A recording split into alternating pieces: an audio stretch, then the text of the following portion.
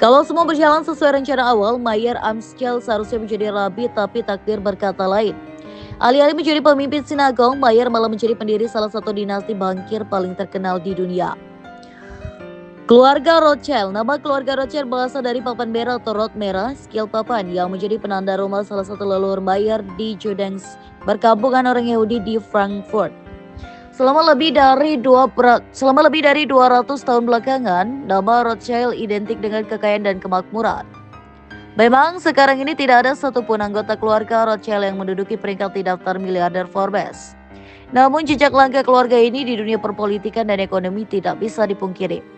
Kiprah Rothschild terutama terasa pada abad ke-19. Kala itu mereka meminjamkan dana untuk membiayai pasukan Eropa melawan Napoleon. Keluarga Rothschild yang juga mendanai pembelian saham senilai jutaan dolar di terusan Suez oleh pemerintah Inggris yang dipimpin oleh Perdana Menteri Benjamin Disraeli.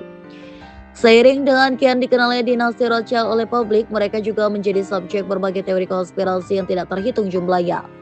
Walaupun sudah berulang kali dibantah, tetap saja teori-teori ini terus ada dalam 2 abad terakhir. Bagaimana asal-muasal dinasti Rothschild dan seberapa kuat mereka yang sebenarnya?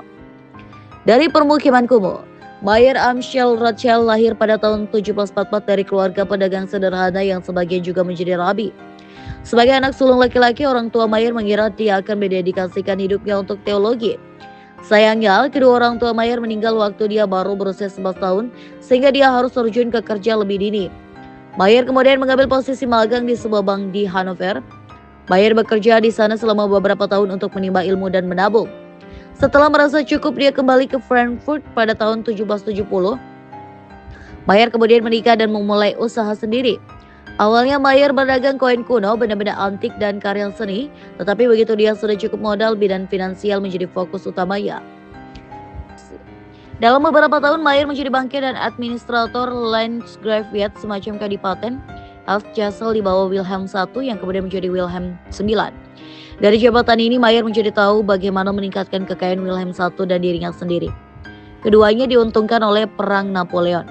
Wilhelm I menjual jasa para tentaranya kepada Inggris dan Prusia, adapun Mayer meminjamkan dana kepada pemerintah-pemerintah untuk membiayai perang.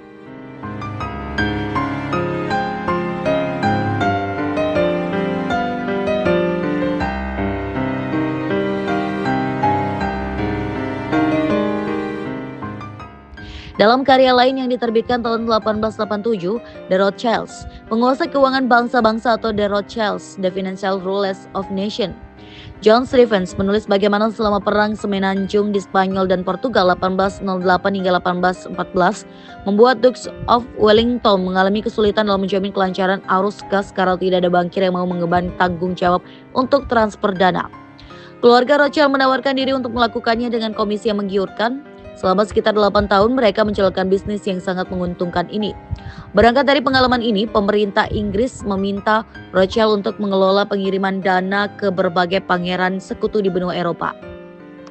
Membangun dinasti. Salah satu mitos tentang keluarga Rothschild adalah bagaimana mereka berkoordinasi secara sistematis untuk mendirikan cabang-cabang perusahaan keluarga di beberapa ibu kota utama Eropa kala itu. Memang, Amschel menetap di Frankfurt sementara keempat putra keluarga lainnya mendirikan cabang perusahaan di London, Nelton, Paris, Jacob yang kemudian dikenal sebagai James, Wina, Solomon, dan Naples Carr. Namun cabang-cabang ini tidak didirikan secara bersamaan. Ada jangka waktu lebih dari 15 tahun antara pembukaan kantor London pada tahun 1804 dan pendirian cabang di Wina dan Naples yang dibuka pada tahun 1820-an. Cabang di Wina dan Naples juga dibangun bertahun-tahun setelah meninggalnya Amschel pada tahun 1812. Nathan Rothschild lah yang menjadi bintang utama dari salah satu kebohongan terbesar yang menyelimuti keluarga ini. Pada tahun 1846, sebuah pamflet yang ditulis seseorang dengan nama alias setan beredar di seluruh Eropa. Pamflet itu menyebut Nathan memanfaatkan informasi rahasia mengenai perang melawan Napoleon untuk menghasilkan jutaan dolar di pasar saham. Menurut cerita ini, sang bankir menyaksikan kekalahan Napoleon di pertempuran Waterloo atau Belgia. Nathan disebut-sebut bergegas ke London menyeberangi Selat Inggris di tengah badai hebat untuk melakukan pembelian besar-besaran saham yang harganya meroket segera setelah berita kekalahan akhirnya sampai ke kota itu. Namun cerita ini terbukti bohong. Nathan juga tidak mendulang untung besar dari pasar saham saat itu. Pun badai besar di Selat Inggris juga merupakan isapan jempol belaka. Kisah ini telah beredar selama berpuluh-puluh tahun dan bahkan pernah masuk ke dalam publikasi ternama seperti Encyclopedia Britannica dalam salah satu edisinya pada tahun 1910. Keluarga Rothschild memang mengumpulkan kekayaan besar berkat Perang Napoleon, tetapi seperti yang sebelumnya disebutkan, semua itu berkat pembiayaan yang ditawarkan kepada pemerintah dan tentara. Mitos lain yang muncul tentang ini adalah keluarga Rothschild memperkaya diri mereka sendiri dengan menyumbangkan dana kepada kedua pihak yang berkonflik. Baik Rothschild menjelaskan kepada BBC Mundo bahwa ini tidak benar.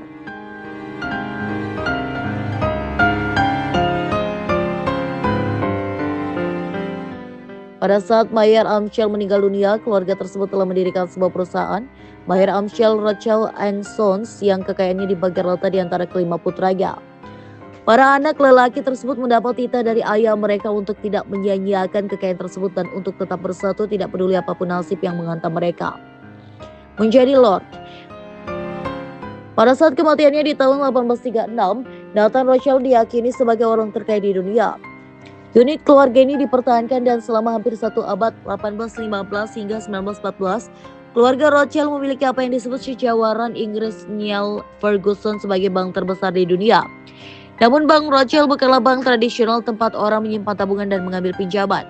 Bank mereka adalah bank investasi yang berfokus pada pinjaman pemerintah dan transaksi obligasi. Pada tahun 1820-an, keluarga Rothschild mendominasi keuangan Eropa. Mereka berperan vital dalam mengembangkan apa yang nantinya menjadi pasar obligasi internasional.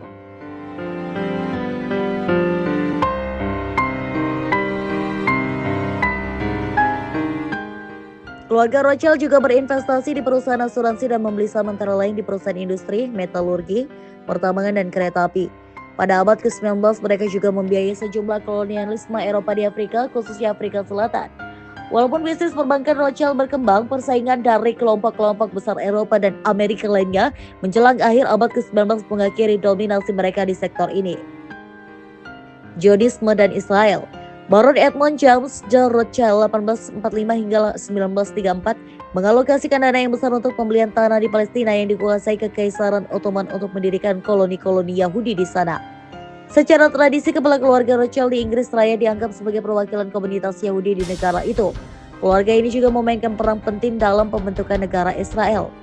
Edmund James de Rothschild 1845 hingga 1934, cucu dari Mayer Amschel dan putra bungsu James de Rothschild, adalah salah satu promotor utama Zionisme, gagasan untuk mendirikan tanah air bagi orang-orang Yahudi. Tersentuh oleh antisemitisme dan ancaman yang dihadapi orang Yahudi di Eropa pada akhir abad ke-19, Edmund mengalokasikan sumber daya yang besar untuk pembelian tanah di Palestina yang saat itu berada di bawah kekuasaan Kekaisaran Ottoman. Sejarah wilayah Tapi Barat yang dijuluki Berlin Kecil dalam konflik Israel dan Palestina, Edmund membiayai pendirian koloni-koloni Yahudi serta pengembangan pertanian dan industri di tanah itu. Setelah dia meninggal pada tahun 1934, warisan Edmund di sana dipresentasikan dalam bentuk tanah seluas sekitar 500 km persegi dan hampir 30 permukiman. Meskipun awalnya dimakamkan di Paris, jenazah Edmund dan istrinya Adelaide diterbangkan ke Israel pada tahun 1954 dengan menggunakan kapal perang fregat. Mendiang pasangan itu memperoleh pemakaman kenegaraan yang dipimpin oleh Perdana Menteri David Ben-Gurion. Lionel Walter atau Walter Rothschild 1868 hingga 1937, Lord Rothschild yang kedua juga memainkan peran utama dalam pembentukan negara Israel. Lionel adalah penerima deklarasi Balfour, sebuah dokumen tersohor yang ditandatangani pada tahun 1917, di mana pemerintah Inggris mengumumkan dukungannya untuk pembentukan rumah nasional bagi orang-orang Yahudi di Palestina. Seperti yang terungkap dalam wawancara tahun 2017 dengan mendiang Jacob Rothschild, Lord Rothschild keempat.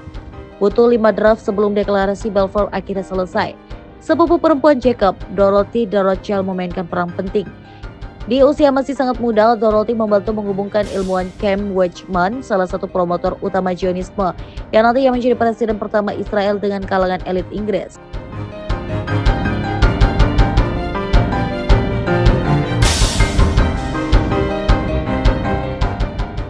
Dorothy de Rothschild juga mendirikan Yad Hanadif, sebuah yayasan filantropis yang membiayai pembangunan gedung Knesset, Parlemen, Mahkamah Agung, dan yang paling baru Perpustakaan Nasional Israel. Mendiang Jacob de Rothschild mengeplai yayasan ini selama beberapa dekade terakhir. Di bawah kepemimpinannya, yayasan tersebut juga mendedikasikan diri ke bidang pendidikan dan lingkungan, serta promosi kesetaraan kesempatan bagi minoritas Arab di Israel.